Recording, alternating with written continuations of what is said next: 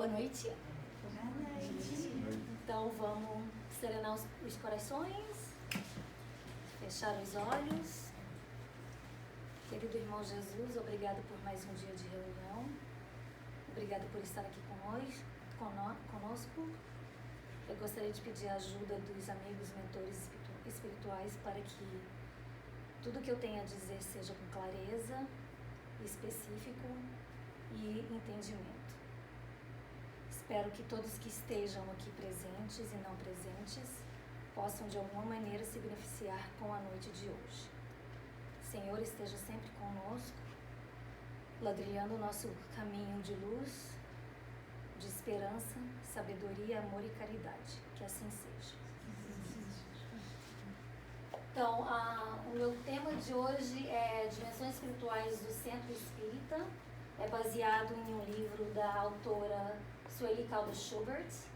E eu li esse livro antes do Natal, foi que a gente estava fazendo uma escala de palestras, então eu achei muito interessante. É uma coisa que a gente está no início da nossa construção da nossa casa espírita, então é um livro muito, muito interessante. Depois, no final da noite, ou talvez amanhã, eu passo em PDF para quem quiser se interessar em ler. É um livro super simples, não é uma leitura complicada e acho que vale muito a pena para a gente que está começando nessa jornada entender o que é a jornada da criação de um centro espírita. Então, esse livro, ele aborda os alicerces, a direção espiritual e os recursos magnéticos de defesa do ambiente. E quando eles falam de recurso magnético de defesa do ambiente, eu mandei um vídeo, acho que mais ou menos um mês atrás, vocês se lembram que era quando tem uma reunião espírita, o que acontece desde do lado de fora, do lado de dentro, como existe aquela proteção total, o rastreamento de quem entra, de quem não entra. Então tem a ver com isso e muito mais tem a ver com a nossa contribuição fluídica, de que quando a gente está aqui, a gente tem uma missão e nós, como seres humanos encarnados, somos os doadores de fluidos para os espíritos que vêm para tratar outros espíritos que estão desencarnados e às vezes até mesmo espíritos encarnados que não estão presentes, que estão no desdobramento do sono. Então é o recurso magnético que a gente está falando. É o nosso fluido animal que os espíritos utilizam para fazer o trabalho deles. Então, de certa maneira, é indispensável para o trabalho espiritual o fluido magnético animal. E também fala sobre as reuniões públicas mediúnicas e as tarefas e funções da casa espírita. Porque uma casa espírita não é só o passe, não é só a palestra, não é só a reunião, não são só as reuniões públicas. Existe muito mais que isso. Quando uma casa espírita está totalmente formada, ela tem várias funções. E a Sueli descreveu um centro espírita como um templo, um lar, hospital, oficina e escola, onde se exercita o amor e se aprende a perdoar e se treina paciência, tolerância, respeito e disciplina, convivendo com os companheiros na aplicação de ensinamentos do Espírito Verdade. Quando eles mencionam Espírito Verdade, o Espírito Verdade é Jesus. Ele é o Espírito Verdade, ele é o Espírito puro que nos dá a verdade do ensinamento. E isso conforme registra o Evangelho segundo o Espiritismo, no capítulo 6, item 6. E essa aqui é uma coisa principal para nós espíritas, é o nosso mandamento. Amai-vos, o primeiro, e instruí-vos é o segundo. Porque sem o amor não existe a caridade. Sem a caridade você não pode se dizer espírita, porque esse é o nosso mandamento número 1. É amar e, através do amor, fazer a caridade. A instrução, porque quanto mais você sabe, mais você quer saber e mais tem para saber. E fica mais difícil de ser enganado também, porque tem muito misticismo quando a gente fala de espiritismo, de espírito. Então, assim, tem muita gente que se encabula muito, que se ilude muito. Então, quanto mais souber, melhor para a pessoa que está no aprendizado e também contribuindo com a educação das outras pessoas. Porque não tem como você ensinar uma coisa que você não sabe. E se você ensinar uma mensagem errada, você pode estar propagando um mal que às vezes, né, como existem muitos cultos, muitas pessoas que entram no fanatismo e só aquilo e não procura a verdade verdadeira. Então a gente tem que ter muito cuidado na instrução. E às vezes a gente, né, fala, não tenho tempo porque eu trabalho, porque eu tenho família. O aprendizado às vezes leva 30 segundos. É uma palavra, é uma frase. Ou às vezes, hoje em dia, a tecnologia ajuda muito. Você está no chuveiro, você pode estar ouvindo uma palestra. Você está lavando vasilha, você pode estar ouvindo uma palestra. Você está dirigindo, você pode estar ouvindo uma palestra. Você não necessariamente tem que tirar 1 a 2 horas do seu dia. Você pode incorporar aquelas horas no seu dia e fazer parte da sua rotina. Então, essa de que não tem tempo, muitas vezes é procrastinação para que você não avance no estudo. Então, a gente tem que ter uma determinação. Não, pelo menos meia hora do dia eu vou fazer uma leitura, ou ouvir uma palavra, ou uma coisa assim. Uma pílula do evangelho. Sim, qualquer coisa. Às vezes é uma coisa igual o Minuto de Sabedoria, é desse tamanhozinho. O Pão Nosso que o Luiz sempre lê, ou Fonte Viva. Sempre tem aquelas leituras que são simples, que não tem que ficar analisando, é uma coisa simples. O Evangelho segundo o Espiritismo, um parágrafo que seja. E aí também eu acho que isso desperta curiosidade, porque eu não sei, mas eu sou assim. Quanto mais eu estudo, mais eu quero saber. E quanto menos eu sei, mais eu quero ir à procura do entendimento, porque para mim não existe caminhar na escuridão. Eu quero saber exatamente. Mas acho que o Espiritismo tem muito isso, né? Muito. É muito engraçado quando eu converso com as pessoas, porque eu fui criada dentro do catolicismo ou evangelho. E assim, pra mim, espírita era aqueles charlatões, era limão, misticismo. Eu não tinha noção. E estudando, você vê o quanto é até difícil, porque ele não é só religião. Aí vem a ciência, vem a filosofia. Então, assim, é muito mais profundo, muito complexo, né? E assim a gente entende, né? Não tem como eu entender o mundo imaterial se eu só estou focando no mundo material. Para a gente entender o mundo dos espíritos, a gente tem que estudar, tem que entrar nele. É uma coisa que você tem que conectar. Você não tem como entender uma coisa que você não tem conexão nenhuma. E através do estudo, do entendimento, é que vem a sabedoria de entrar e saber lidar com aquilo. Porque todo mundo aqui, a gente lidar com os espíritos, queira ou não queira, o tempo inteiro. Então, melhor saber, né, que está sendo influenciado, que às vezes quando vem um pensamento negativo não necessariamente é meu, que às vezes também quando vem uma intuição benéfica também não é minha, e agradecer. Então, assim, tem os dois lados da moeda. Tem o mentor que ajuda e aí a gente se glorifica. Mas eu sou, né? E não, tem que ter a humildade de saber, não, isso foi uma ajuda, foi uma coisa ditada a mim e eu só estou passando a palavra. Então, é isso que o Centro Espírita, na opinião dela. É um hospital por quê? Porque quando a gente tem uma sessão, seja igual hoje, uma sessão aberta, uma palestra, nós não somos os únicos aqui. Pode até ser que eu seja a única na sala, mas tem muitos espíritos que estão aqui, que sabem que vai haver a reunião, sabem do tema. Então os mentores trazem eles aqui para que eles possam ouvir e se educar. Tem muita gente muito desencarnado que procura a educação, porque eles não estão na ociosidade. Também não é só assim, os que estão perdidos, que não sabem que estão mortos, não é só os errantes, eles estão entre planos. Então existem os que já estão conscientes de que estão desencarnados e estão à procura de um entendimento maior, até mesmo parte do tratamento deles é ir para uma escola. Então eles atendem as escolas, os cursos lá nas cidades espirituais que eles estão e também aqui na Terra. E muitas vezes eles vêm aqui exatamente para aquele primeiro tópico que a gente falou, que são os recursos magnéticos, para às vezes se tratar. Então aqui eles estão se alimentando da nossa energia animal, porque eles ainda estão muito materializados, e através da nossa energia animal, o nosso fluido animal, o espírito que está ali tratando ele consegue tratar eles de uma maneira melhor, porque o recurso espiritual às vezes não tem o que eles necessitam para tratar aquele indivíduo que ainda está muito materializado. Então aqui a nossa plateia está cheia, e também está cheio de gente lá fora querendo entrar, só que não pode. Então, a escola, o hospital por isso, porque são muitas pessoas que vêm se curar. Hoje, na nossa reunião mediúnica, reunião de desobsessão, durante o passe, quando a gente está lá na sala do passe, também é uma energia, é uma radiação que não só ajuda a gente, mas também ajuda. Se você está lá tomando o passe, nós aqui fora também estamos recebendo aquela irradiação. Então, assim, é uma cura coletiva. E o Espiritismo, ele cura a alma, que somos nós, seres encarnados, e o espírito, que são os seres desencarnados. Então, nós somos alma, porque nenhuma doença é do corpo. Toda doença que surge no corpo, ela vem da alma. Enquanto a gente ainda está vivo, então ela vai atacar o nosso corpo. Depois de espírito, aí a cura é espiritual.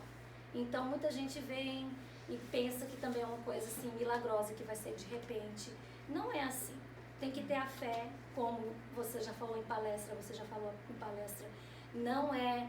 não são os santos, não são os espíritos, não é Jesus que cura, é a nossa fé e a nossa vontade de mudar também. Porque não adianta nada eu pedir a cura e continuar fazendo aquilo que me danifica, entendeu? Como a mulher que tocou a veste de Jesus. Ela tocou a veste de Jesus, ela foi curada e ela seguiu uma vida diferente, porque ela foi curada. Se ela tivesse seguido a mesma vida, com certeza não teria sido curada. Então a gente tem que ter consciência de que a cura é responsabilidade nossa, que a gente tem que ter a fé e também procurar, através da reforma íntima, mudar aquilo que nos adoece. Então, por isso é um hospital. É uma oficina porque também as pessoas que já tiveram contato com uma casa espírita já implementada sabem que ali tem escola, tem educandário, tem berçário, tem tratamento para os asilos, para os velhinhos, tem sopa, tem é uma comunidade, é como se fosse uma comunidade. E a escola a gente já falou, porque as pessoas vêm para aprender. E a gente exercita o amor, como eu já disse, porque através do amor vem a caridade. Alguma pergunta sobre essa parte do tópico? Então, e eu acho que sem assim parar de repetir o amai-vos, este é o primeiro, é muito praticar a caridade e o perdão sempre. E não é aquela caridade de doação material, a caridade de tem uma pessoa pedinte ali na rua, vou dar um dinheiro para comprar um café. É a caridade que vem de dentro do coração, é a caridade de realmente querer mudar o mundo. Porque às vezes as pessoas falam, a gente só pode mudar o mundo mudando o nosso mundo. Então é através de mudando eu como pessoa que eu posso exercer essa caridade. Porque não adianta nada eu ir ali dar um agasalho a uma pessoa, mas continuar com rancor, com mágoa, com, entendeu, maledicência, não adianta nada. É melhor eu nem doar, porque quem está precisando de doação na verdade sou eu. Então a gente tem aquela consciência de que a reforma íntima é a caridade para consigo mesmo e começa daí. Então a gente tem que ser caridoso com a gente mesmo. Vamos mudar aquela coisinha dentro da gente, aquele egoísmo, e através disso também a gente começa a atrair um monte de coisa que te ajuda na sua caminhada. Eu percebi, desde que eu me dediquei ao espiritismo, que nem tem muito tempo, depois que eu conheci Vera e Luiz, não que eu não tenha procurado antes, mas não tinha fonte, a minha vida tem mudado 360. Em todos os aspectos da minha vida tem mudado. Tem fase que eu penso, ai meu Deus, tá pior agora do que antes. Mas depois que a gente passa pela tempestade, que vem o arco-íris que você vê. Não, eu não só mudei, mas também estou mais forte. Que se isso acontecer de novo, agora eu sei que passa. E a gente tem aquela tendência de pedir, ai meu Deus, eu quero isso, ai meu Deus, eu quero aquilo. E a gente não entende que às vezes a gente não recebe porque não é o que a gente precisa para o nosso crescimento. Então, tudo que nos é dado vem na hora certa e vem para o nosso crescimento. Então não adianta ficar pedindo coisa porque se não é para crescer, para quê? Então, melhor também, esperar. É uma das coisas, eu digo até por mim e pelo Marcos, que nós evoluímos muito, porque talvez algumas outras religiões você meio que repete, mas você não exercita. Sim. E o Espiritismo trouxe isso. A gente, até mesmo no trabalho, sei lá, quando a gente perde uma licitação, né? A gente entende melhor. Sim. Vai ver que não era pra gente. E isso traz um conforto, isso não quer dizer que você vai parar e não vai tentar de novo. É diferente. Mas você começa a ver também coisas que as suas ações que você fez, eu plantei isso, não tinha jeito. E você começa a ficar até um pouco mais disciplinada mesmo, né? Porque dá a impressão assim que você, a cobrança é nesse exato momento, né? Sim. Talvez por as outras religiões falarem tanto assim, sei lá, antes de você morrer, se você se arrepender, você está salvo. Talvez dá a impressão que você pode ser bom amanhã. Sim. E o Espiritismo, ele te traz hoje. Agora. Não sei, pra mim que é novo, vocês têm muito mais bagagem do que eu em relação a isso. Mas a impressão do Espiritismo pra mim trouxe isso, né? Que é um dia de cada vez você aprende. Que o que você achava que você era caridoso, na verdade, você não sabe nem o que era caridade. Então, assim, você fica até mais exigente consigo mesmo. Isso mesmo. Então, o estudar sempre, quanto mais a gente estuda, mais a gente entende tudo isso aí que você falou. Então, a planificação do Centro Espírita, ela acontece mesmo antes da gente nascer. Então, assim, o fato da gente estar aqui hoje, Allan Kardec Spiritist Society, não é uma coisa que surgiu, vamos montar um grupo, vamos reunir na casa do Felipe e amanhã abrir um centro espírita. Tudo isso aqui foi conversado antes da gente nascer, com a nossa equipe de encarregada da nossa reencarnação. Não necessariamente que estava todo mundo ali na mesma sala falando eu, Yara, Marcos. Não, cada um com a sua equipe, com o seu planejamento. Então, tudo isso foi planejado antes da gente nascer. Então, quando você foi chamada na sala de reencarnação, o seu mentor te apresentou o plano e você, sim, eu quero fazer parte desse plano. Ou você foi ao mentor e disse, na minha próxima encarnação eu gostaria de fazer parte da diretoria, da criação de um centro espírita. Então, é uma coisa muito, muito importante. Não é só uma coisa, eu caí aqui por acaso. Não, isso já vem com a gente e é uma responsabilidade muito, muito grande. Então, tudo isso acontece e é edificado no plano espiritual e dentro de um contrato. Então, assim, lembra que, você não estava aqui, mas lembra que na última reunião, você não estava aqui, que a Vera até falou que por a gente estar aqui, nós não somos escolhidos e pode ser que a gente falhe. A razão pela qual a gente está aqui é mais que a gente escolheu estar aqui, fazer parte disso, e é mais por penas a pagar do que mérito. Então, se a gente está aqui hoje encarregado dessa tarefa, é muito mais do que a gente deve muito. Então, é a nossa chance de regenerar, de mostrar para o plano espiritual superior de que a gente realmente se arrependeu e que a gente está pronto para a próxima etapa. Então, não é assim aquele igual King David, né, que foi... eu não sei o nome, esqueci a palavra em português. Anointed, que foi escolhido por Deus, que foi... realmente eu esqueci. Ungido. Nós não somos ungidos. A gente escolheu estar aqui como uma penitência. Então, a gente tem uma chance muito grande também de falhar se a gente não prestar atenção no que a gente está fazendo. E uma coisa que tem muito, assim... para a gente falhar é onde entra o egoísmo, porque quando existe uma comunidade, existem mentes que pensam diferente, existem ideais diferentes. O que eu penso de uma casa espírita, o que eu quero para uma casa espírita, talvez não é a mesma coisa que a Luísa Francine queira. É onde existem as diferenças de opinião e é onde os grupos às vezes se dividem. Então é muito, muito importante, eu acredito, que dentro de uma casa espírita em construção, que a democracia e que as pessoas tenham sempre uma opinião, talvez não igual, pode ser diferenciada, mas com uma meta. Porque não adianta nada você ter a mesma opinião, mas meta diferente. Então, a meta é o principal. Talvez a Luísa tenha um caminho. Não, vamos pegar a Jones para chegar na Strip. Eu falo, não, vou pegar a Jones, vou pegar a Sahara. Contando que chegamos na nossa meta, e eu respeite a opinião dela, que ela quer seguir esse caminho, a gente chega lá junto. Mas aí se começar aquela de não, tem que ser o meu caminho ou não caminho, é onde começa a possibilidade de falha. E eu escolhi esse tema porque eu acredito que esse grupo aqui hoje, eu sempre falo isso pro Luiz, nós somos o alicerce. A gente ainda não está com a nossa casa espírita montada, a gente ainda não tem o nosso grupo de visitantes. Nós somos aqueles que estamos aqui, que pegamos a sementinha dentro do envelope, que estamos trabalhando a terra, que agora a gente plantou a semente, estamos regando. Então é tudo assim, a gente ainda está num momento de plantação, a gente ainda não está nem perto da colheita.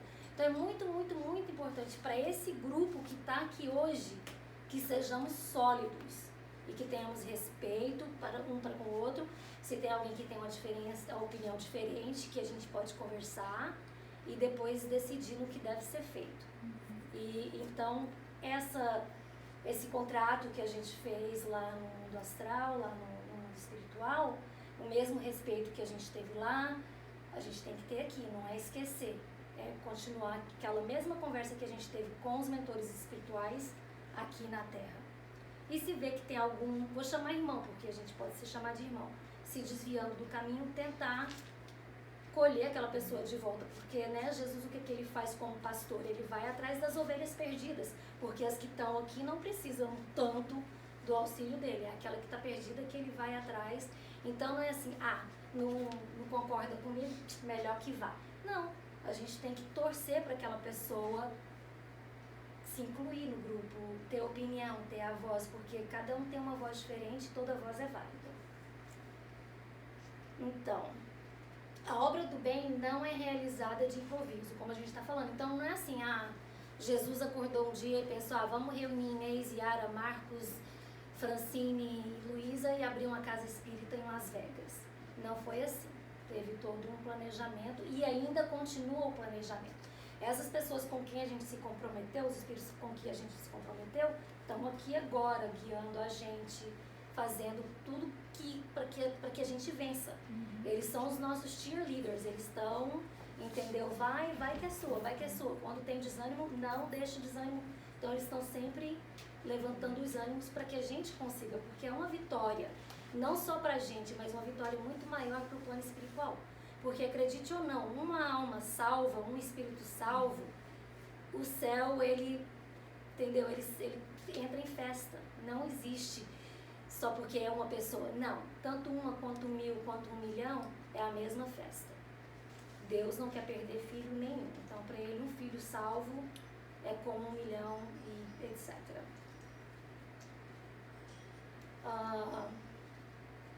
Então, exige esforço, perseverança e dedicação. A gente tem que ter dedicação. A gente está aqui hoje, tem, né, uma vida lá fora para ser vivida. Quantas vezes você vai num trabalho de caridade, num sábado, num domingo, tendo uma família em casa. Isso é amor, isso é perseverança, isso é dar de si. Não é, eu tenho tempo hoje, não tenho nada para fazer, acho que eu vou ali fazer uma caridade. Não, é eu tirar do meu tempo precioso e dar aquilo que na verdade eu nem tenho. Porque o tempo na nossa existência é a coisa de mais valor que a gente tem. As pessoas acham que é o monetário, que é o dinheiro, não é. É o tempo. Porque o nosso tempo aqui é muito limitado e a gente não tem uma hora daqui. Ninguém sabe o que vai acontecer quando a gente sair daquela porta para fora. Então o tempo é muito valioso. Então quando você doa o seu tempo de coração por uma boa causa, é muito grande também nos olhos da espiritualidade.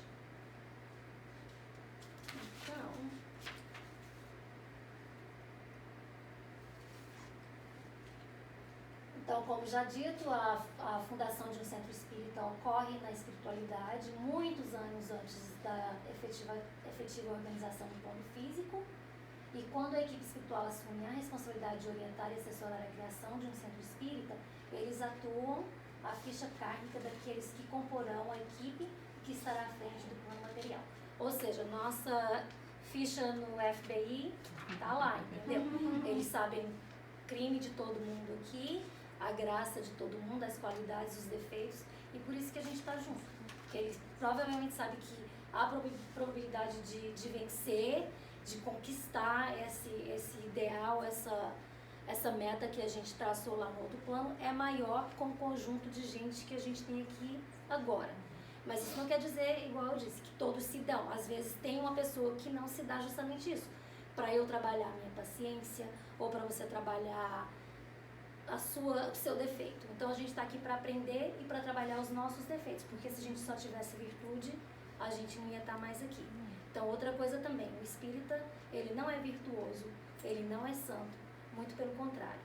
Os médiums também, muita gente tem a impressão de que médium, né, é médium porque é muito bonzinho. Não, muito pelo contrário. tem uma ficha kármica muito grande e foi oferecida esse instrumento para se melhorar, para melhorar o próximo, e aí cabe ao médium ou a pessoa que se diz espírita falir ou né, isso, ou ganhar essa batalha. Então é isso. Então a diretoria de uma casa espírita é o alicerce. Eu nem tô lendo aqui até sem óculos, agora que eu fui perceber, nossa! A diretoria de uma casa espírita é o alicerce para toda a construção e desenvolvimento do trabalho. Então, tudo, desde o nome da casa, que é inspirado ou dado normalmente pelo mentor, que se encarrega de conduzir os trabalhos da casa espírita. Nesse caso, eu gostaria que o Luiz viesse aqui e explicasse pra gente o porquê do nome da nossa casa, Allan Kardec Spiritist Society of Las Vegas, porque também não é uma coisa que é por acaso. E ele vai explicar pra gente. E aí? Bom, não é uma grande explicação, mas é interessante como as coisas acontecem. Antes de falar do nome da nossa casa, vou contar 2 outros episódios de Casa Espírita. Histórias. Eu estava com saudade. Nós tínhamos, estamos formando um novo grupo na cidade de Guarulhos, em São Paulo, e aí chegou o momento de dar o nome da casa. E então nós fomos, aí as pessoas tiveram uma semana para buscar o nome. Então depois, no fim dessa semana, as pessoas vieram e a coincidência era muito grande, quer dizer, coincidência entre aspas. O nome da casa ficou sendo Casa Espírita Fonte de Luz. E muitas pessoas, foi interessante, algumas, então, naquela lista de sugestões, se repetia muito Casa Espírita Fonte de Luz. E tem até hoje essa casa lá, e ela até se desdobrou em 2, e hoje tem 2 casas, a Casa Espírita Fonte de Luz e a Casa Espírita, Fonte Viva. Era Fonte Viva o nome, né, dessa primeira casa. O segundo caso, sim, é Fonte de Luz, mas... Então, uma se tornou Casa Espírita Fonte Viva e a outra Casa Espírita Fonte Viva de Luz. Então, hoje, se buscarem em Guarulhos, vão encontrar. Passado um tempo, nós fomos para Sorocaba e na cidade de Votorantim, igual, um outro grupo iria se formar e todos queriam, né, uma pessoa já falou, não, é muito bonito, Fonte Viva, vamos fazer Fonte Viva. Não, já tem uma, vamos criar o nosso grupo, o nosso nome. Né? E aí, mesma coisa, demos um prazo, alguns dias depois vieram várias pessoas com o nome Casa Espírita Fonte de Luz. E, então não é uma coincidência, não é alguma coisa já determinada. Com relação à nossa casa, como eu fazia parte daquele grupo que começou a trazer as pessoas, né, o Felipe e eu, né, a gente começou, também, claro, a esposa e a minha esposa, aí, na hora de colocar o nome, não tinha nome a casa, a reunião começava, a reunião ia para frente, eram semanas já acontecendo, e eu pensava sempre, nós precisamos divulgar, eu pensava comigo, precisamos divulgar o nome Allan Kardec, porque aqui é um pioneirismo, né?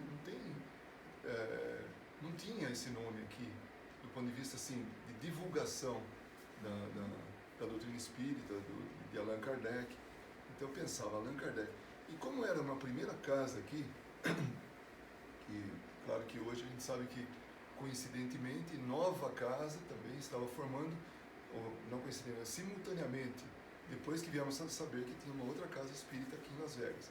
Mas naquele momento a gente é como se fosse a Sociedade Espírita de Paris, o parisiense, né, da época de Kardec, quando ele fundou.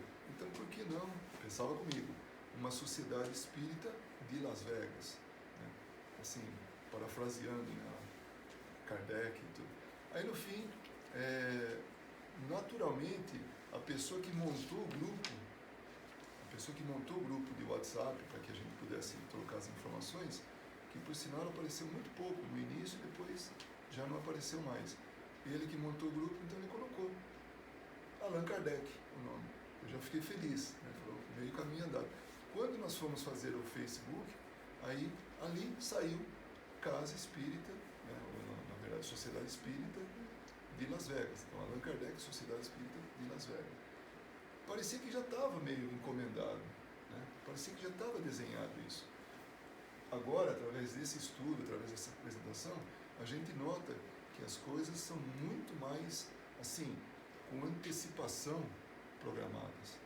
Então, o fato de estarmos reunidos aqui não é uma coisa que saiu do nada. De repente, foi uma coincidência, estávamos aqui, não tínhamos mais o que fazer, a gente se reuniu. Nada disso. A coisa realmente leva um período assim, de fermentação disso aí, de maturação, até que nós temos. Então, era essa ilustração que a Inês pediu. Como é que o nome de Casa Espírita aparece? E no caso, a nossa Casa Espírita. Obrigada. Obrigado.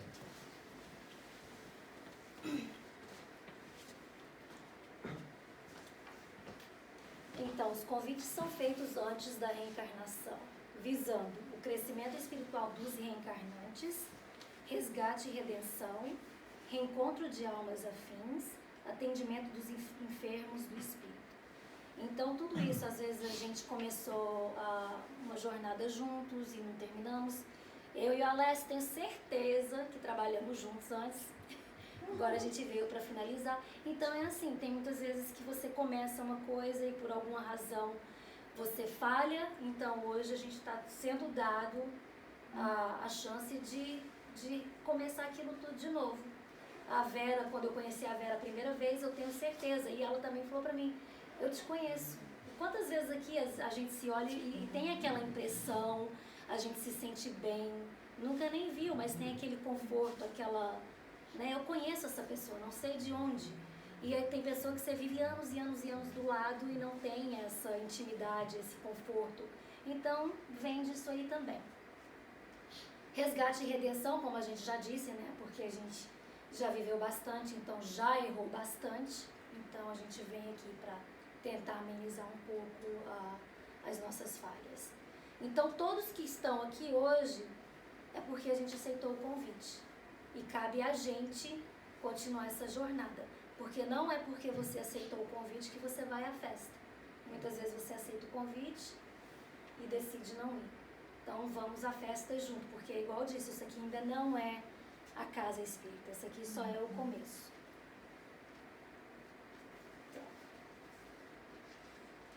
E como eu já disse, que a gente, né, deixa a vaidade de lado, a gente está aqui porque a gente deve muito. Não tem nada a ver com ser escolhido.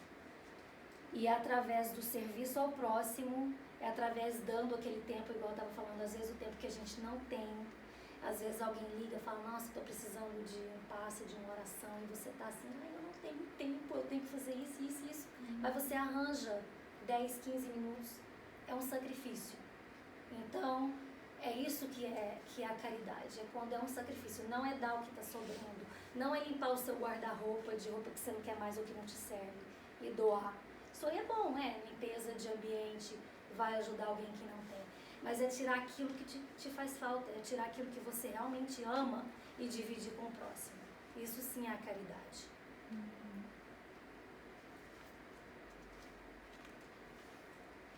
E porque quanto mais a gente deve, maior o trabalho a ser feito, né? Então vamos ver o que o futuro nos tem reservado. A casa edificada sobre a rocha. E isso é dito, Jesus disse isso para Pedro, que Pedro seria o encarregado de edificar a igreja dele sobre a rocha. Ontem eu assisti os dois papas. Popes. The Two Popes. E eu fiquei apaixonada pelo filme. Tem uma visão totalmente diferente do papado hoje. São seres humanos, tem a dor, tem o arrependimento, tem tudo. E eu entendi que o Papa, ele senta na cadeira de São Pedro. Porque mesmo quando eu fiz aquela apresentação dos discípulos, e depois eu fui estudar que São Pedro foi o primeiro Papa, depois que ele foi para o Vaticano e tal. Então ontem que eu fui entender, ok, assim como o cara que morreu, que eu não sei o nome, ocupava a cadeira de Newton, os papas de hoje ocupam a cadeira de São Pedro. E muitos deles, aliás, a maioria deles, falham na missão deles. E uma coisa que eu achei muito interessante, que o padre Francisco estava argumentando com o padre Benedito e falando, bom, porque não que ele é contra o celibatismo, mas ele mencionou algo que não, nem o padre era obrigado ao celibatário até o 12º century. Então, assim, até 1200 não era obrigatório o padre não ter família, não casar, não ter relacionamento. Então, esse tipo de coisa que ele questionava. Anjos não existia até o 500 anos depois da criação da igreja. Então, ele tinha esse tipo de pensamento, porque ele se identificava mais com a igreja que nós espíritas chamamos de igreja primitiva.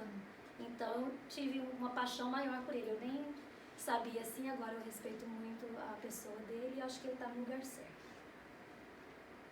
Então, pode parecer com essas informações que a equipe encarnada, que estará edificando a casa espírita, se encontra relegada de um papel menos importante.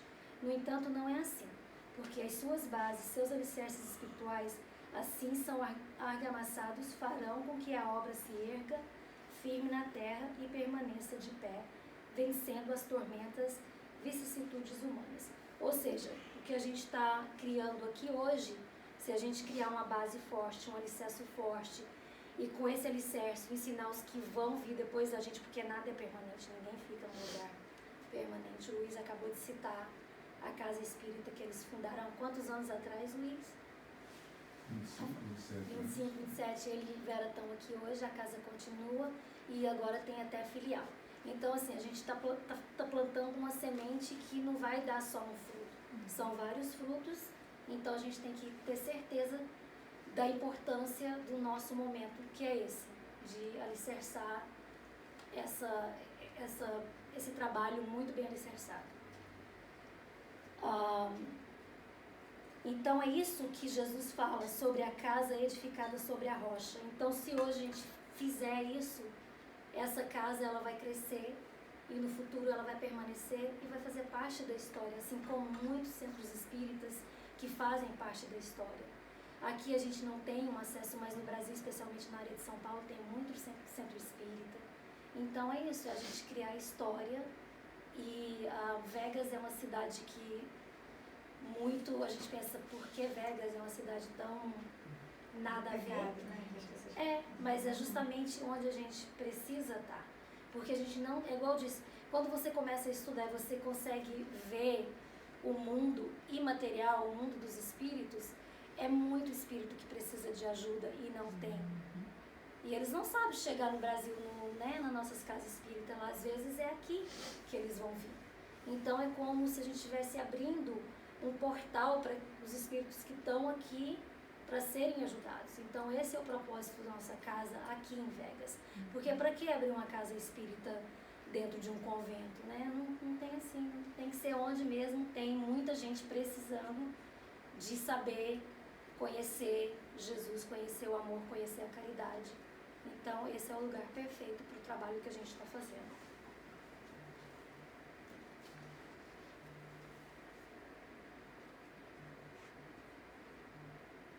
Então, e assim, com a caridade e desinteresse pessoal, isso é uma coisa muito, muito interessante, muito importante.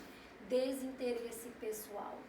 Muitas vezes eu acho que na espiritualidade, nas casas espíritas, na mediunidade, o médium falha, às vezes o orador na palestra falha, o passista falha, porque é muito interesse pessoal, é muita vaidade, e isso tem que ser deixado para trás. Assim como os apóstolos diziam, eles não faziam nenhum milagre.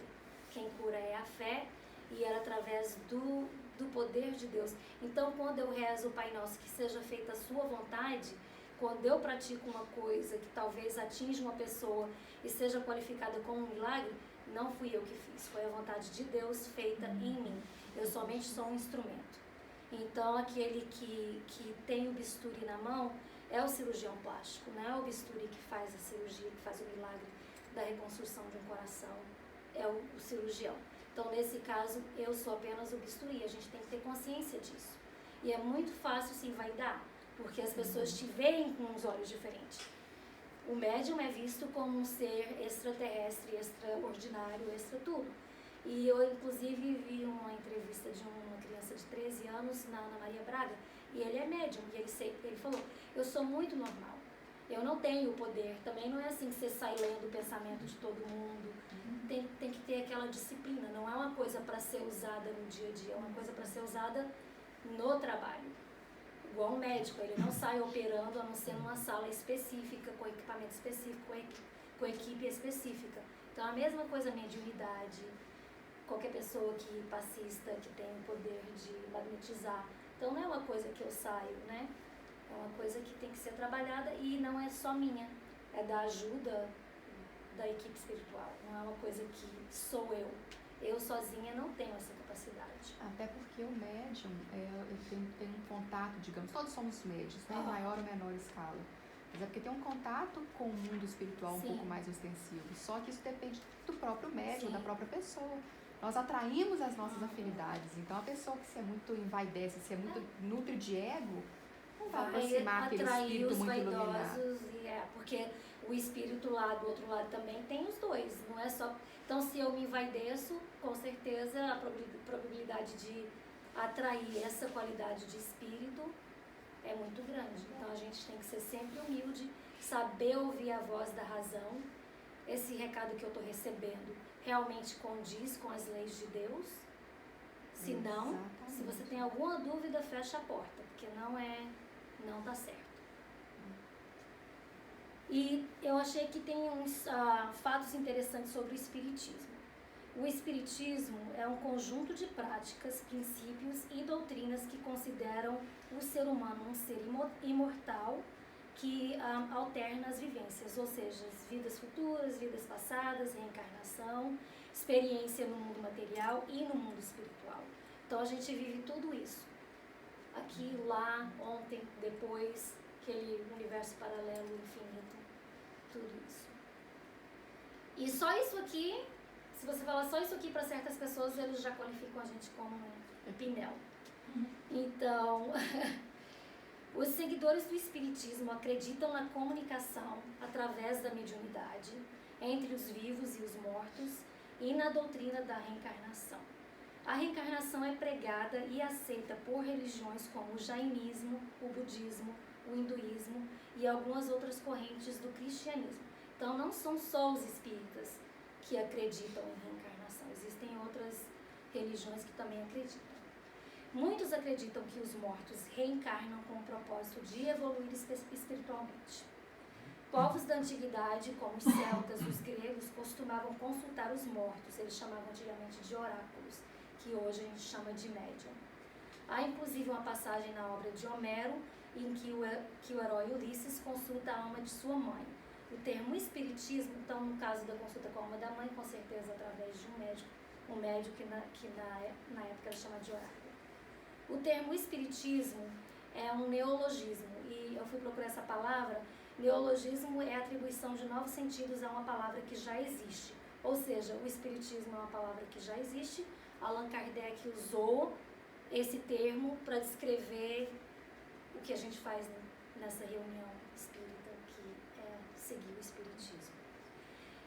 Então, criado pelo francês Hippolyte Léon Denisard Rivali, em 1804 a 1869, conhecido também como Allan Kardec.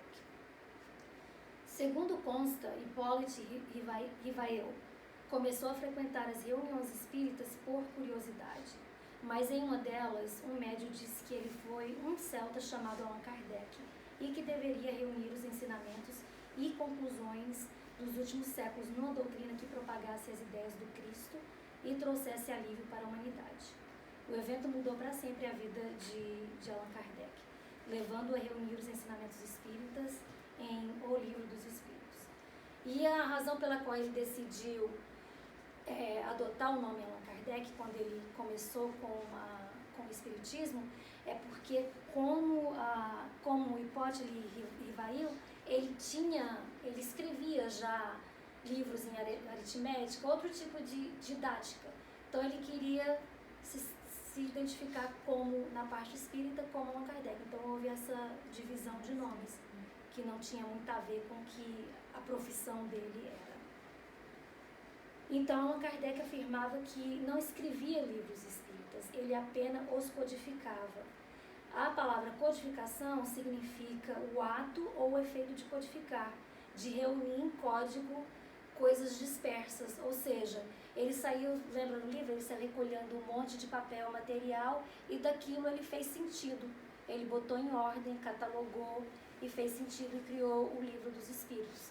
Então, essa é a codificação, porque ali, do jeito que estava todas aquelas mensagens, era um monte de mensagem, não fazia sentido nenhum. Então, codificando, ele catalogou as mensagens e fez sentido daquilo. Os princípios do Espiritismo foram reunidos por Allan Kardec em 5 obras, que a gente também conhece como Pentateuco, que é o Livro dos Espíritos, o Livro dos Médios, o Evangelho segundo o Espiritismo, o Céu e o Inferno e a Gênesis. Os espíritas kardecistas, essa é a base da doutrina. Esses 5 livros são a base da doutrina. Depois vem as obras complementares, que são as psicografias, Emmanuel, André Luiz e muitos outros, porque o Espiritismo não parou aqui. E o próprio Allan Kardec disse isso, que ia ter uma continuação. Mas o ser humano tem uma data de expiração, né? Então ele teve que partir, e aí vieram as obras complementares. Mas esse é o alicerce do kardecismo. Então tudo que a gente estuda dentro do kardecismo tem a ver com o Pentateuco. Então, na época ele consultou cerca de 10 médiums, médiums de lugares diferentes, com ideias diferentes, e foi assim que ele foi aglomerando as ideias para o Livro dos Espíritos. O Espiritismo nega o dogma da divindade de Jesus. O que isso significa é que o Espiritismo, ele não acredita que Jesus, como Igreja Católica, por exemplo, que Jesus é o único Filho de Deus. Ele aceita o caráter humano de Jesus. No mundo dos espíritos existem vários Cristos. Jesus Cristo, ele é um Cristo, que é o nosso governador. Por ele ter evoluído a um patamar, ele hoje é co-criador com o Criador. Então ele tem o poder de criar outros mundos e tomar conta daquele mundo e fazer com que aquele mundo evolva. Mas naquele mesmo nível de Jesus e até acima de Jesus, são vários outros Cristos, cuidando de outras galáxias, outros planetas e assim por diante. Então não é aquele Filho unigênito que muita gente pensa que é o único. Então o Espiritismo acredita que são vários, e inclusive nós, como seres humanos, um dia chegaremos à condição de Cristo. Um dia muito no futuro. Okay. E no Brasil tem uma cidade, que é perto da minha cidade, Goiânia, que é totalmente formada por espíritas. É a cidade de... Onde está o nome da cidade? Palmela. São 2.500 habitantes. A cidade totalmente espírita. E apesar da pátria-mãe do espiritismo ser a França, é no Brasil que a doutrina tem o maior número de adeptos. São mais de 2.500.000 seguidores e outros milhões de simpatizantes. Um dos maiores divulgadores da doutrina espírita no Brasil foi o médico militar, escritor, jornalista e político Bezerra de Menezes. Ele começou a divulgar o espiritismo pouco depois da publicação da obra de Allan Kardec em português. O mais famoso dos médios, todo mundo sabe, Chico Xavier. Todo mundo sabe também que ele ficou órfão aos 5 anos, e foi então que ele começou a se comunicar com o espírito da mãe. Passou por uma fase bem difícil com a madrinha, depois o pai casou de novo, recolheu os filhos, e daí ele começou a viver com a família de novo. Aos 17 anos ele começou a estudar o espiritismo, e com 21 anos de idade ele teve a primeira comunicação de Emmanuel. E meu tempo acabou.